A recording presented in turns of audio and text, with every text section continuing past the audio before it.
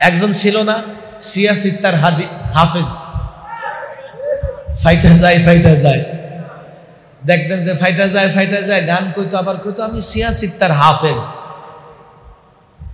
এখন কই আছে আল্লাহই জানে, বহুত ফাটাফাটি করছে, এখন খোঁজ খবর নাই। তিলকাল আইয়ামু নুদাবিলুহা বাইনান নাস, আল্লাহ দিনগুলোরে ঘুরাইয়া দেয়, কথা ঠিক না বেঠিক? ছাত্র জনতা সংগ্রাম করছে, রক্ত দিছে, তবে আল্লাহ দিন ঘুরাইয়া দিছে নিজের কুদরত, নিজের শক্তি দিয়া। আমার উপর নারাজ হবেন না, বলেন হুজুর মসজিদ মাহফিলে আপনি গুলো কি বলেন? আমি যেহেতু আকাশের নিচে জমিনের উপরে বসবাস করি, তো এই জমিনের উপরে কোনো কিছু তো মাঝে মধ্যে বলা লাগে, কথা ঠিক না বেঠিক? পালিয়ে যাবার আগে উনি ফোনে কথা বলতেছে, এই ফোন রেকর্ড এখন ভাইরাল। ফোনে কি কথা বলতেছে যে আপনি একজনকে বলতেছে আপনি সেফ জোনে চলে যান, আমরা চলে যাচ্ছি। কেন? জানালার বাইরে দেখা যায় জুব্বাওয়ালা টুপিওয়ালা আমাদের ঘেরাও করে রাখছে। অনেক ভিডিও, অনেক সংবাদ আপনারা দেখেছেন। আমাকে বলেন কোন ভিডিও থেকে এমন দেখছেন যারা ঢাকায় সেদিন 5 আগস্টে মিছিলে নেমেছে, গণভবনের অভিমুখে রওনা হয়েছে, আমি তো দেখি নাই যে পাগড়িওয়ালা, জুব্বাওয়ালা, দাড়িওয়ালা, সাদা সাদা, এমন তো আমি দেখি নাই। তারা কোত্থেকে দেখলো? তারা কি দেখলো? তারা দেখেছে আল্লাহর কুদরত, আল্লাহর শক্তি। আল্লাহর শক্তি না দেখলে ওরা পালাইতো না।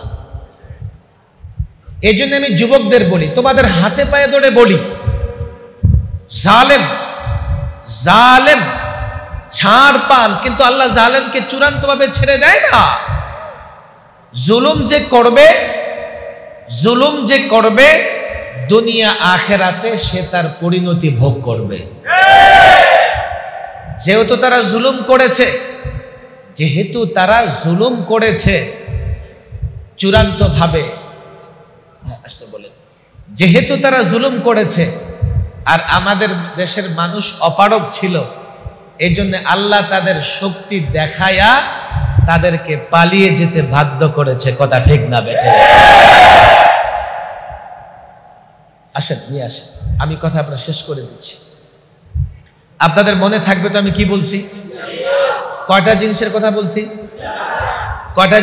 বলছি? আবার 2 মিনিটে, সংক্ষিপ্ত 2 মিনিটে আমার দিকে তাকান। 1, আমরা কি চাইলেই যে কোনো বাপ দাদার, যে কোনো ব্যক্তি বাপ দাদার অনুসরণ করতে পারবো? এই যুবকরা বলো, পারবা?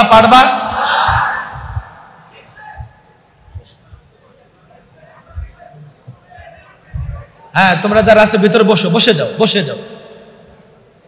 যার যা জায়গা মতো বসে যাও। ফাইনালি এখন আপনারা পরীক্ষা দিবেন আমার কাছে। কেউ চাইলেই তার বাপ দাদা পূর্বসূরীদের অনুসরণ করতে পারবে? বলেন, পারবে? কেউ চাইলেই তার নেতার অনুসরণ করতে পারবে? কেউ চাইলেই তার পীরের অনুসরণ করতে পারবে? অনুসরণ করার জন্য কয়টা জিনিস লাগবে? বলেন কয়টা? বলেছেন কে? আরো জোরে কে? কে বলেছেন? 1 নম্বর কি? বলেন 1 নম্বর কি? কিসের এলেম? কোরআন সুন্নাহর এলেম। কিসের এলেম? বলেন কিসের এলেম? 2 নম্বর হেদায়েত। বলেন 2 নম্বর কি? 2 নম্বর কি? হেদায়েত কি জিনিস? কোরআন সুন্নাহ অনুযায়ী, অর্থাৎ কোরআন সুন্নাহর যে জ্ঞান আছে সেই জ্ঞান অনুযায়ী চলার নামই হেদায়েত, কথা ঠিক না বেঠিক? মনে থাকবে এই ক্লাস? মনে থাকবে? মনে রাখবো তো ইনশাআল্লাহ। ভেতরে আওয়াজ, সাউন্ড সাধারণত স্পষ্ট হয় না, যেহেতু চতুর্পাশে দেয়াল থাকে, গ্লাস ঘেরা থাকে, সেজন্য বড় ধরনের কোনো মাহফিল হলে আমরা পরামর্শ দেই মাহফিল যাতে মাঠে হয়। তবে আন্তরিক পরিবেশে, শান্তিপূর্ণ পরিবেশে, আই কন্টাক্ট, চোখে চোখ রেখে অন্তরের দিকে অন্তর তাওয়াজ্জু দিয়ে কথা বোঝা, আলোচনা করা মসজিদে সহজ। যত দ্রুত মসজিদে কোনো একটা বিষয় বোঝানো যায় বা মসজিদে শ্রোতাদের আকর্ষণ যেভাবে বক্তার দিকে থাকে, মাঠে কিন্তু এমন থাকে না। এই জন্য মসজিদে আবার একজন এদিকে সেদিকে তাকাইলে বক্তার জন্য আলোচনা করা কষ্ট হয়ে যায়, কিন্তু মাঠে দৌড়াদৌড়ি করলেও বক্তার ওদিকে খেয়াল থাকে না। কিছু সুবিধাও আছে, কিছু অসুবিধাও আছে। প্রথম বিষয়ে মসজিদে সাউন্ড প্রবলেম হয়। আপনাদের আমার কথা বুঝতে সমস্যা হচ্ছে না তো? ক্লিয়ার বুঝতেছেন? কোনো সমস্যা নাই? মাশাআল্লাহ। এবার আমার সুবিধার্থে আমার অনুরোধ থাকবে, আমরা মসজিদের ভেতরে যেখানে আছি বসে পড়ি। মসজিদের বাইরেও যুবকদের আমি দেখতে পাচ্ছি, যদি মাহফিল শোনার ইচ্ছা থাকে ভিতরে এসে বসে যাও। আমি যুবকদের বলবো, দেখো তোমাদের পায়ে শয়তান ধরে আছে, যদি দাঁড়ায় থাকো বাহিরে তো শয়তানের কাছে পরাজিত হয়ে যাইবা। মাহফিলে আসতে বাধা দেয় মিস্টার শয়তান। বিশেষ করে যুবকদেরকে মাহফিলে আসতে দিবে না। কেন? এই যুবকরা যদি মাহফিলে আসে, আলেম ওলামাদের কথা শুনে টুকটাক আমল করে, সবচাইতে বেশি কষ্ট পাবে শয়তান। শয়তান চায় না কোন একজন মুসলমান, কোন একজন যুবক নরনারী আল্লাহর গোলামি করো। কেননা শয়তান চ্যালেঞ্জ গ্রহণ করেছিল, কিয়ামত পর্যন্ত শয়তান চেষ্টা করবে কি করে বান্দাকে তার মাবুদ, তার সৃষ্টিকর্তা আল্লাহ তাবারক ওয়া তাআলা থেকে দূরে সরিয়ে রাখা যায়। আমি তো জানি মাতোয়াইলের মানুষ খুব দিনদার হয়, এবং যেহেতু 10টা বেজে গেছে, এখন তো ব্যস্ততা কমার কথা। তবে আমি তাও জানি এলাকায় বসবাসকারী অধিকাংশ মানুষ পূর্ব দিকের, কুমিল্লা ওদিকের তো, তাই না? কোন দিকের? হ্যাঁ, ময়মনসিংহ, শেরপুর, বরিশালের বেশি। কেন? আপনারা তো রাস্তা যেটা পড়ছে, এই রাস্তায় কি ময়মনসিংহ যাওয়া যায়?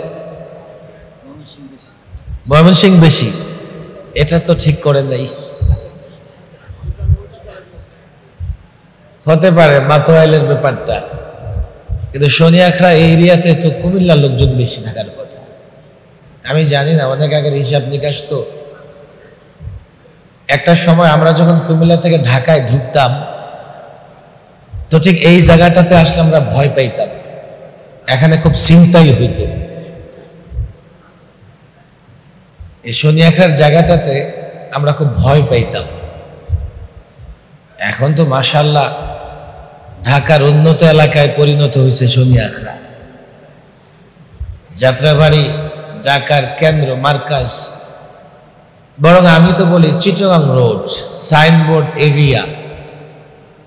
খুব বেশি দিন বাকি না, এটা ঢাকার আশেপাশে আরেকটা মতিঝিল হবে। মতিঝিলের মতো গুরুত্বপূর্ণ হবে এলাকা, সাইনবোর্ড এলাকা। যাই হোক, আমি অনুরোধ করব অন্তত মসজিদের আশেপাশে আমরা যারা আছি দ্রুত চলে আসি। আমি দীর্ঘক্ষণ কথা বলবো না, আর ঠিক দীর্ঘক্ষণ কথা বলার সময় আমার হাতে নাই। 10টা বেজে গেছে, আমি কিছুক্ষণ কথা বলবো। এরপরে আজকের প্রধান আলোচক হাফিজুর রহমান সিদ্দিক কুয়াকাটা হুজুর, উনিও কাছাকাছি আসে, কিছুক্ষণের মধ্যে চলে আসবে। যেহেতু আলোচনা দীর্ঘ হবে না, সেহেতু আলোচনা মনোযোগ দিয়ে শোনার এবং বোঝার চেষ্টা করব তো ইনশাআল্লাহ। কোরআনুল কারীমের আমি একখানা আয়াত তেলাওয়াত করেছি। ওলামা ইকরাম, মাদ্রাসার ছাত্ররা বুঝে গেছে, সূরাতুল মাইদা আয়াত নম্বর 104। আমি এই আয়াত তেলাওয়াত করেছি। আমি মনে করেছি এই আয়াতের উপরে আলোচনা করা প্রাসঙ্গিক। বর্তমানে কিছু প্রসঙ্গ এমন আছে যে প্রসঙ্গগুলো নিয়ে আলোচনা করতে হলে এই আয়াতটুকু তেলাওয়াত করতে হবে। কি আছে এই আয়াতে, আমরা যদি আগে আয়াতের অনুবাদটা বুঝে অনুধাবন করবার চেষ্টা করি, আমার মনে হয় পরবর্তী আলোচনা বোঝা আমাদের জন্য সহজ হবে। আমার কথা কি এখনো স্পষ্ট আছে তো? মাশাআল্লাহ। কোনো শব্দ বুঝতে কষ্ট হচ্ছে? যেহেতু মসজিদের ভেতরে, বারবার আপনাদের দৃষ্টি আকর্ষণ করতে হবে। আমার কোনো কথা আপনাদের বুঝতে কষ্ট হচ্ছে না তো?